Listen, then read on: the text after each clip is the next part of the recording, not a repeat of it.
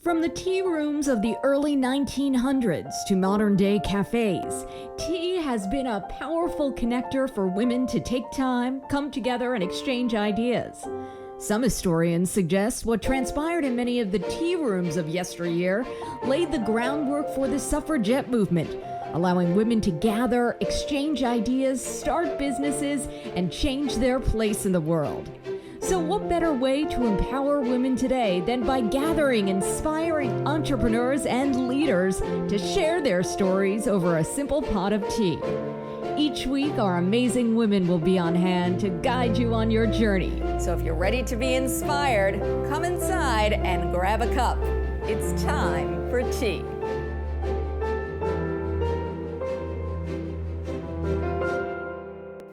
Women currently make up almost half of the American workforce, but when it comes to the top jobs, they are still strikingly absent.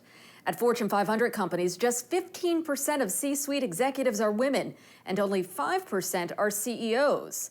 So how can more women make it to the top? Could women be playing bigger than they are? Our guest today, Tara Mohr, teaches women to do just that. She is the author of Playing Big, Find Your Voice, Your Mission, Your Message. Tara, thank you so much for being here today. Thank you for having me. So tell me a little bit about yourself. What's your background? Well, I grew up in a very unusual home where there was lots of talk about psychology and spirituality. So I was interested in that and exposed to that from a very young age. And also as a child started thinking about women's issues at a very young age, noticing, wait a second, why aren't we learning about any women in history class in grade school? Why aren't we reading any books written by women in English class? Why aren't I seeing any women in the headlines in the newspaper? Those were all things that really struck me as a child. And that grounding in psychology and in spirituality really came together for me in the work that I chose to do, which is helping women look at the inner side of how we can play bigger and the inner side of what allows us to feel more confident in our voices, step forward more fully, and change the world as we do so. Why aren't we playing bigger? What's the problem? Well, I think there's a universal level to playing small that, first of all, affects both women and men. Playing big is kind of scary, right? It requires identifying what you really want, going for your dreams, facing some fears, maybe pursuing a path that the people around you don't understand, doing things that shake up the status quo a little bit in one way or another. So I would say, first of all, we're playing small because all human beings are playing small relative to our potential and our gifts.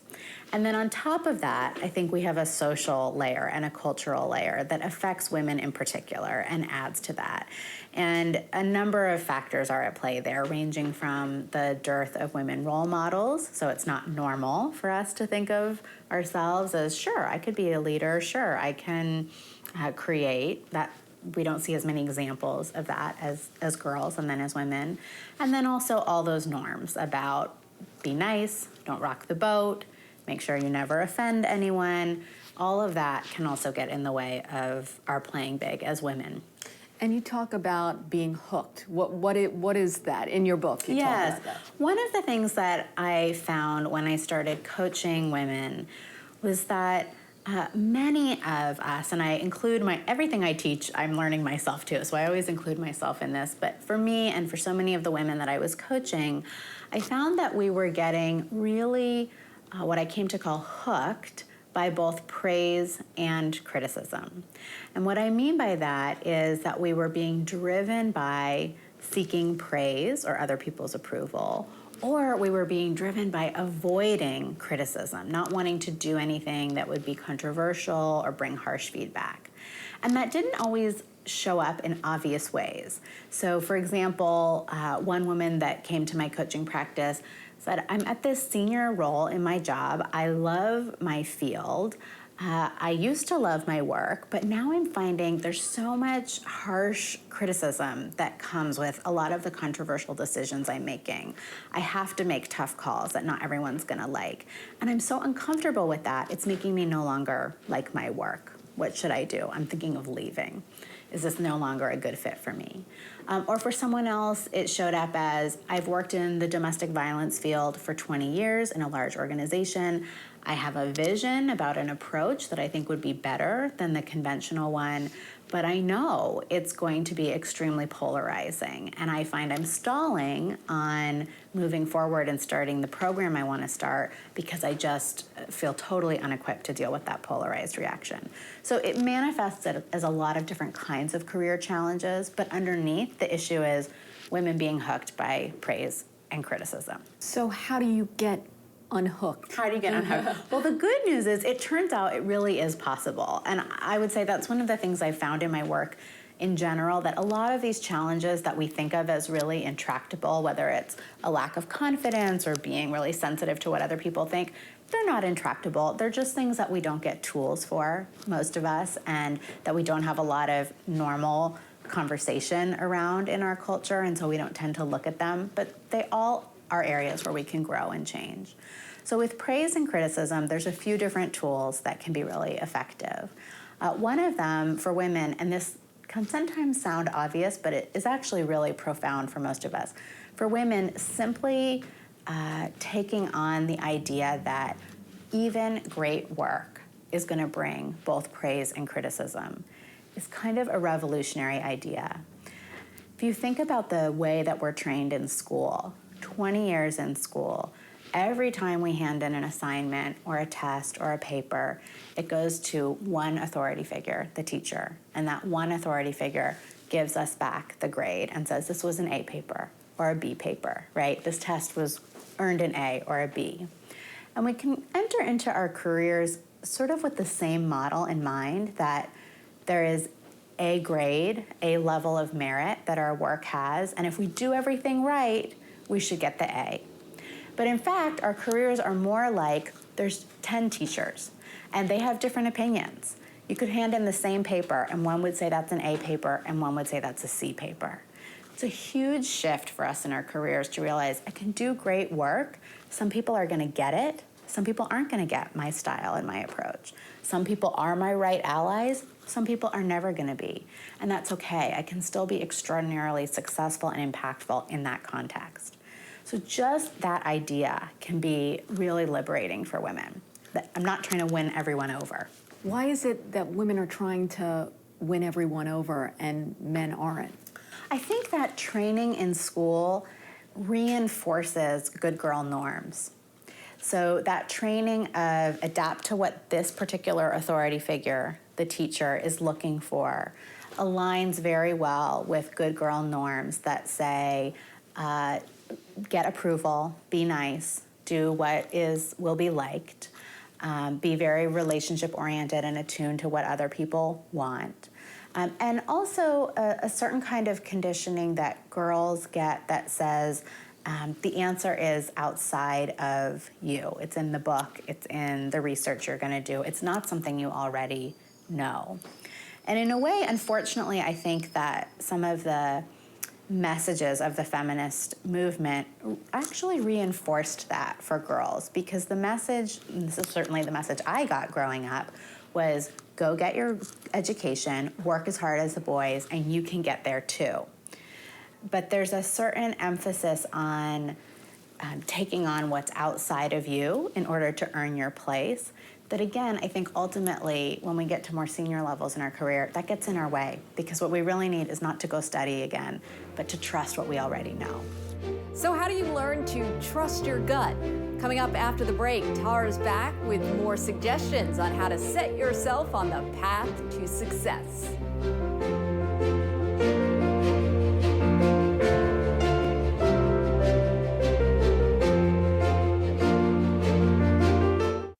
So Tara, what historically is happening with women? Why are we so connected to praise?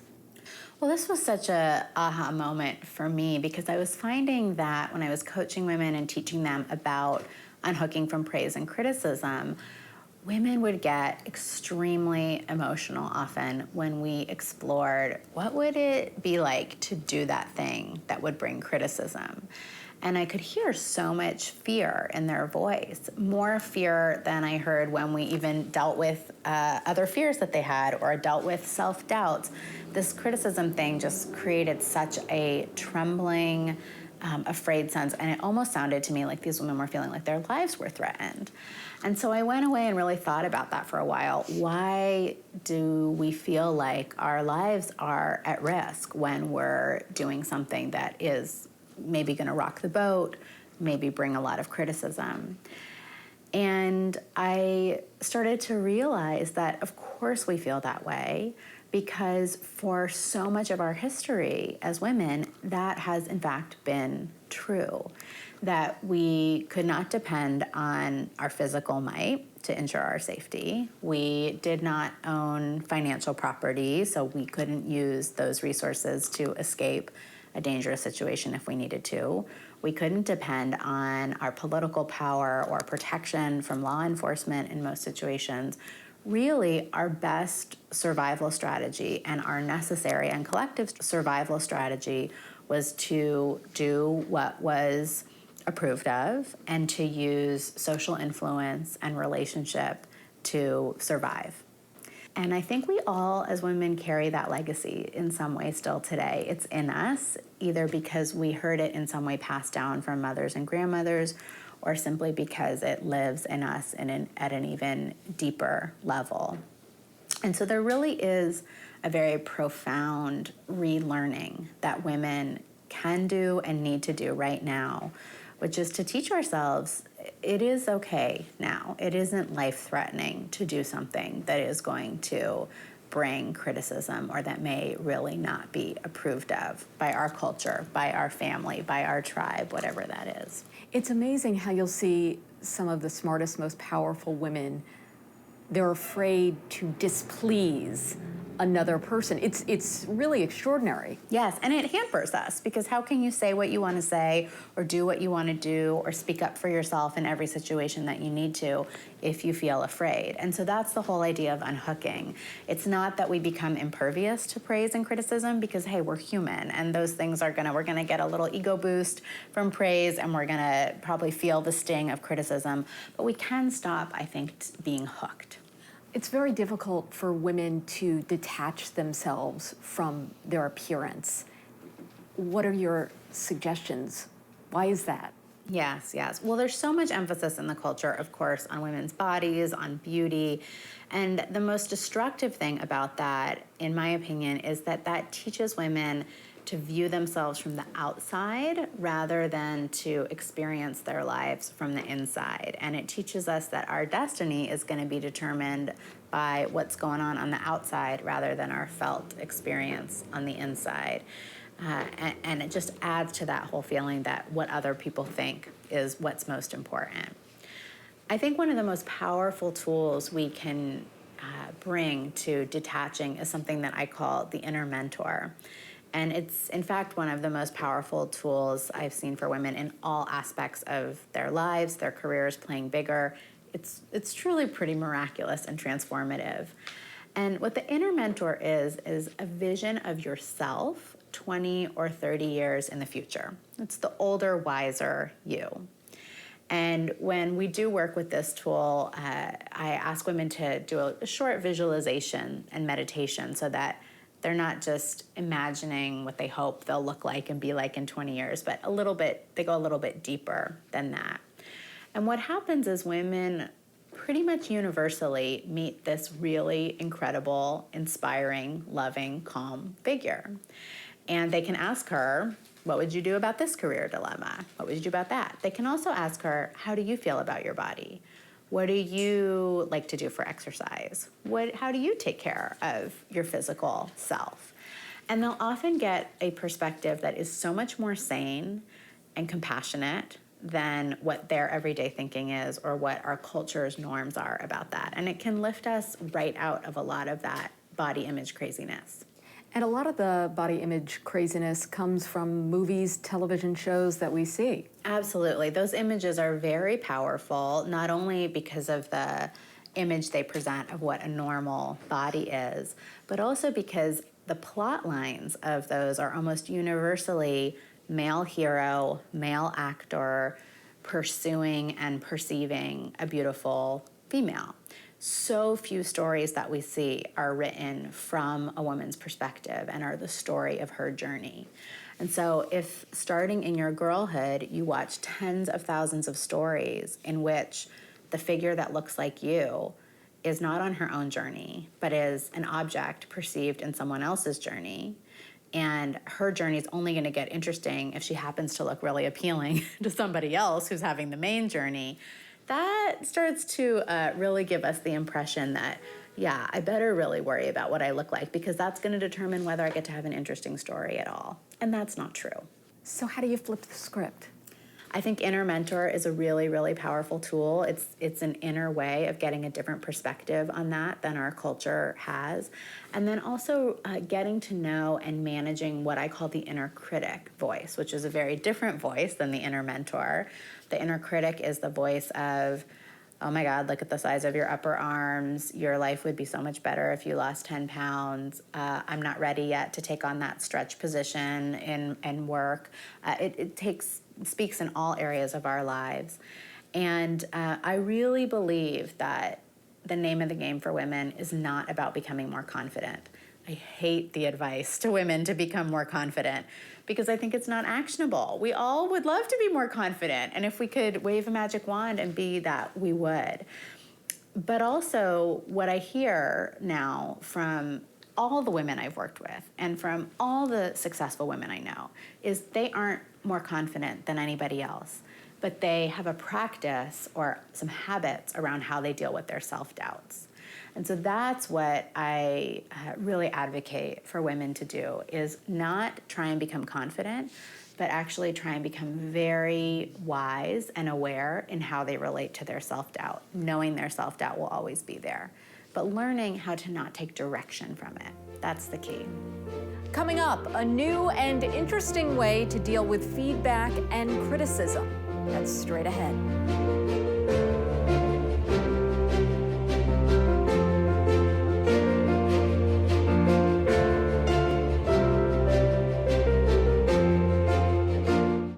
Tara, I'm speaking from my own experience. I know I have a very difficult time with criticism and feedback. We can end that today. Okay. We're going to turn it around. Tell me how. Yeah. Well, first of all, we're all getting feedback every day. Sometimes people think feedback only comes in the formal conversations, that annual review. In fact, we're getting feedback if you're an entrepreneur every time you look at your sales numbers, right? That's a form of feedback on your work.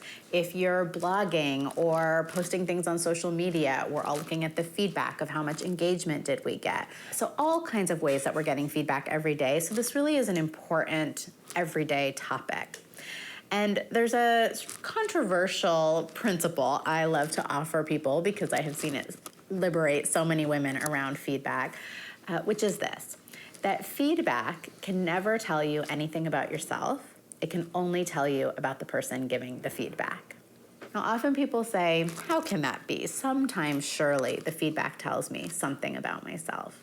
But if you think about, let's say, for example, your boss says, you know, you did a great job motivating your team around this project, but I felt like the management of the details was a little bit disorganized. So does that tell us anything about you?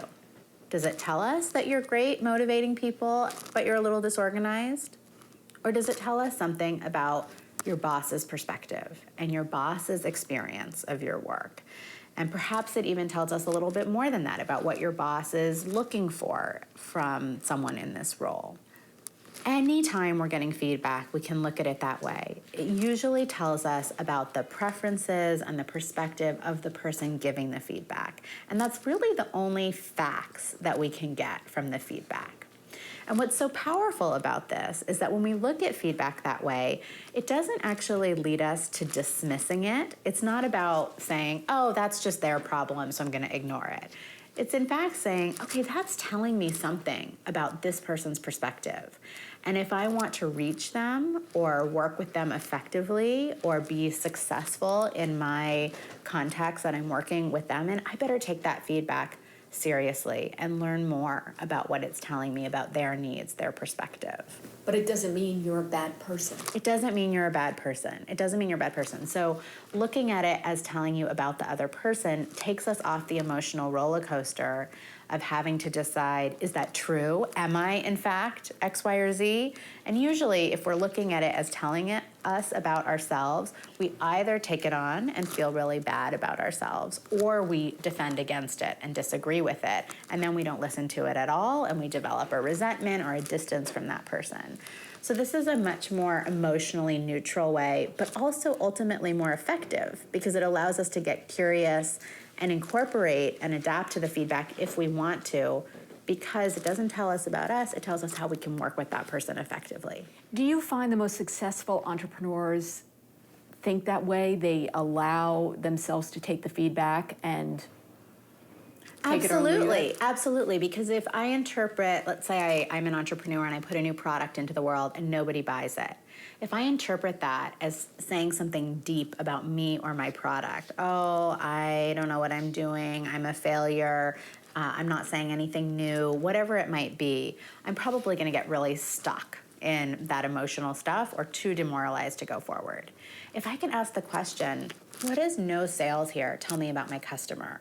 I'm probably going to realize, I don't know very much about what it tells me yet. I better go find out. And then I'm going to learn a little more. Oh, it turns out my customers don't want something in this format, or they don't want something on this topic. And now I'm learning about how I can adjust for my next offering, and without all the emotional baggage and stuckness around it. And for the woman who is the intrapreneur, who is Yes. working within the corporate function, how can she move up? How can she play bigger? Well, this is really important for her too, because she's got to decide she's got to discern who her allies are, who they need to be, what are the stakeholders, who are the stakeholders that she needs to engage to get this change to happen inside her company. So all of that's going to depend on gathering feedback and understanding it as telling you about the person, and then figuring out how she needs to adjust her initiatives or innovations appropriately. Do you find that a lot of women come to you regarding how to negotiate? Yes, or simply their hatred and desire to avoid negotiation altogether. And just like feedback, I believe negotiation is an everyday topic. So my definition of a negotiation is any conversation when you and the other party have differing interests and you need to come to a shared agreement, or decide you're not going to come to a shared plan or shared agreement. And so we're all negotiating every day.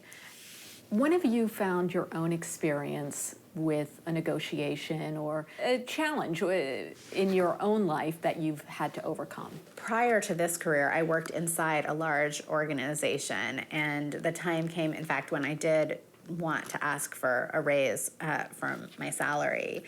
And I was met with a lot of the things that women often get met with, like, oh, sorry, we just can't do that right now because it's a really tough time with the budget. And if I changed your compensation, I would have to change everybody else's, and I can't do that right now. So thank goodness I had kind of done my work on people pleasing and knew those things weren't exactly my problem. My side of the street was to know, what do I need to be compensated to feel like this is the right position for me and the right stage in the evolution of my career, and to really stay true to what I wanted, and then see the negotiation not as adversarial, but a collaborative conversation. Are we going to get to common ground, or is that not possible here? And I think when what I learned from that experience is that when we can really stay rooted in our own truth and not need the other person to validate that, but just be looking to see, is there a common solution here or not, we can negotiate so much more powerfully and so much more cleanly. Can you give me an example of someone that you've come across in your life who's used these principles, who really changed significantly? Oh, sure. There's so many, but maybe I'll tell one entrepreneur story and one corporate. So one woman who was in my very first cohort of the Playing Big Leadership Development Program had an amazing career as a management consultant, took time off to stay home with her kids, and then decided she wanted to come back and have a more creative career. fell in love with interior design, wasn't trained in it at all, but decided to start doing it anyway. And she had to do a lot of work on her inner critic. That was really huge for her to realize, wait, I have an inner critic. It's causing me to feel like I can't do this, and maybe that's not the voice of truth. And she went on, in the very first few months of using these tools, she decided to enter a design competition. Her work got featured in a national design magazine. She now has a thriving business. She just told me, Tara, now I make 6 times what my husband makes, and he works in finance. So I thought that was pretty exciting. But more importantly, she's managing a team that she loves, and she's having a blast. And someone from corporate? A corporate story I love is a woman who worked at a global professional services and accounting firm and took the Playing Big course a few years ago, and was offered a promotion that was quite coveted. It was sort of what all her peers were competing for. And because of the work she had done with her inner mentor and defining Playing Big for herself, she decided to turn it down, and people were shocked. But she identified, and it wasn't about work-life balance or what people might assume. It wasn't about having more time with her kids. It was actually that in her current role, she was in the middle of stewarding this small team and a project that she cared about so much.